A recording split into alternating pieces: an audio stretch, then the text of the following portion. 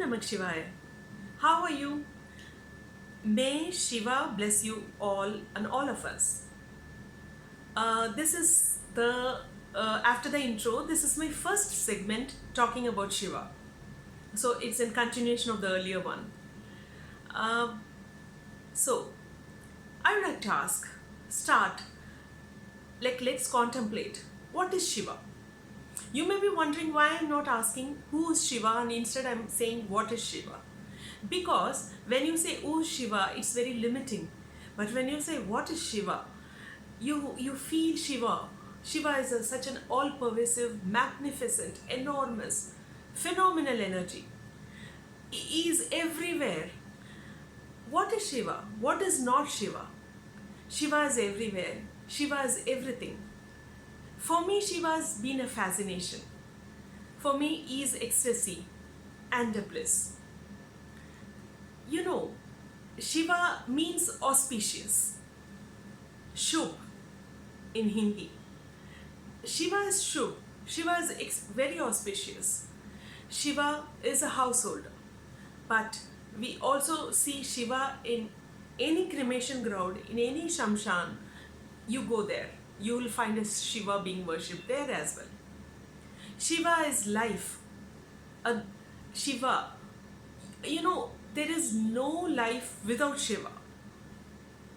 And Shiva, when the life ends and when the ending happens, when the thing turns into ashes, then that is also Shiva.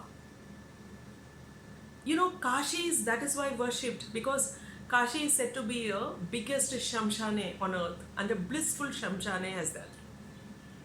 Because Shiva is just not a Vishwanatha, he is the beginning and end of life. Tell me, if I've heard people asking me since I've written this book about Shiva, like Shiva, is he not a destroyer, a god of destruction and all that? No. Let me tell you, anything which have a beginning, we sustain that. But when the end has to be there, a shift has to be there has to be a transformation to that aspect. Only when that transformation happens, a new beginning can happen. Okay, I'll give you an example. Like we do harvesting, right? We have a land, a farmer sows his seed, sows the seeds, like say paddy. First he plants, he buys, he get the seeds, he procure, does all that creative activities, plow the field and then sow the seeds there in the field. Then what happens? Then it has to be, this is the work of like Brahma. And then what happens? It has to be sustained, nourished. Then what he does? He removes the weeds, he takes care of it, he pours water, he puts manure, he does so many things to take care of that. And when when rain comes, the flood comes, like he ensures that the water is taken away so that it doesn't perish and all that stuff. But a time comes when the seeds reaches a stage, that's the fruition time. So there is a time, it's a time for harvest. So when you have to do the harvest, how do you do that? You have to remove the shred those plants, thresh it, shred it, and from that you get the paddy or the wheat, which for the sustenance of all other human beings. Now, if the farmer thinks, let me keep it as it is, let me not harvest it, let me not destroy it, what happens? Would he be able to give us another for the next season? Would he be able to prepare the field? He cannot. So life is like that. It has to have a beginning, it has to have a creation. That's what in our Sanatan Dharma, that in Sanatan Dharma it is like Brahmadev. He is a godhead for the creation. He has been said as a god of creation. But then that Brahma is in all of us, like I mentioned in the farmer, in every one of us. We start.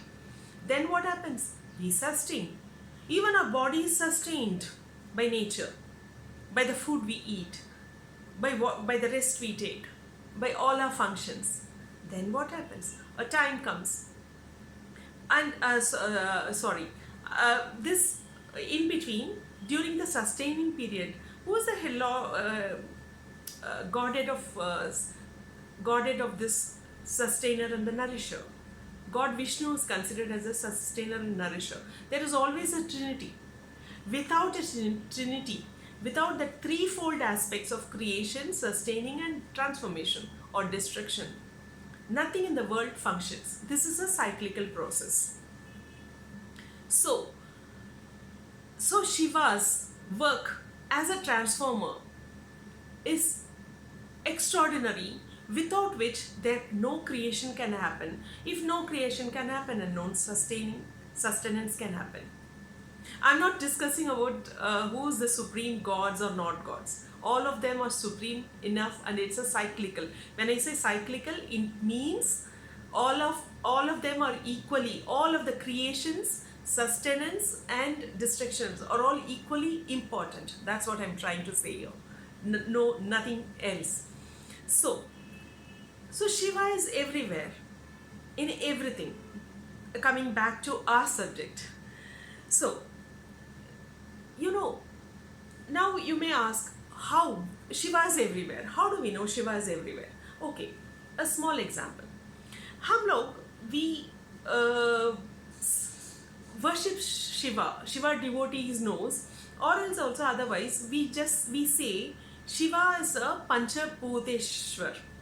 He comprises all the 5 elements. All the 5 elements. There are panchbhuta lingas, and they are worshipped, like the Prithvi linga or the earth linga, Vayu linga or the air linga, which is very porous linga, from which the winds breezes out. And then there is a water linga, there is the fire linga, and there is the Akaya linga or Akash linga or space linga, that is ether. So it is said Shiva has all the 5 elements. Let us look at it like this. Let us examine how. I'll tell you what. Shiva in a linga form, actually this linga form is an elliptical structure. Number one, this Shiva linga is made up of a base and also an elliptical structure which is made up of earth, a stone, whatever it is of earth.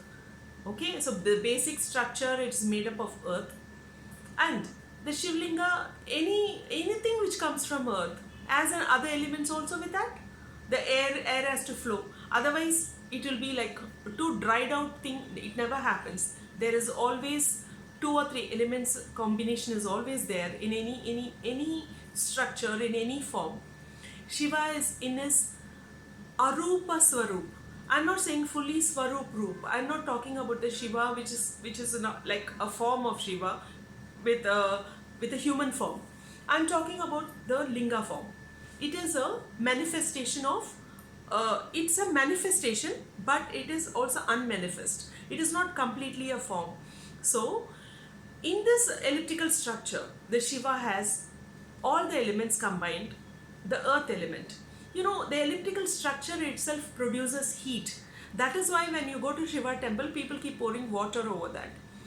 And if you go to the NASA and other nuclear research centers, it is said it's all in elliptical structures, the formation which they have. And recently I saw a NASA picture which has shown the galaxies and earth and the whole universe, which is like Shivalinga. So Shivalinga is not like, it's a very simplistic way people are saying Shivalinga is this. Shivalinga is, it's a formation for the whole Brahmand, for the whole universe, for the whole galaxy, comprising all the universes, multidimensional. Multiverses, I'm talking, sorry, not multi, at a multiple level. This formation of Shiva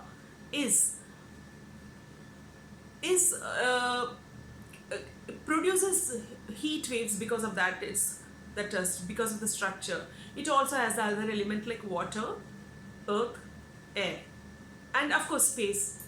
Without space, nothing can exist in this world, within and without.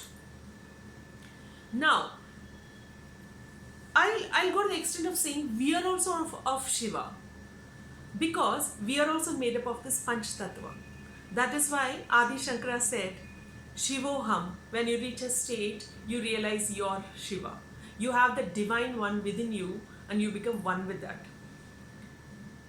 Shivoham, Shivoham, Shiva Swarupoham. You know, Shiva is within us. Okay, let's, in a scientific way, let's see our body, or any, for that matter, any animals, anything in this world which exists. Anything which in this world exists has 2 or 3 elements to it. A combination of a minimum of 2 elements to it. Nothing exists generally singularly. There has to be 2 or 3 elements. Nothing like, except something very inert, something like an ash. Otherwise, everything which is a living ones, which throbs with life, has to have 2, 3, 4 elements or 5 elements, a combination. We take our body. This body, this mass of flesh is made up of, it's of earth. We feed from the food which is available from the earth, and we are made up of that earth. And that is one aspect. So we have the earth energy, and then we have the water element in us, right? Everyone is aware of that. Water element, 74% of our body is made up of water.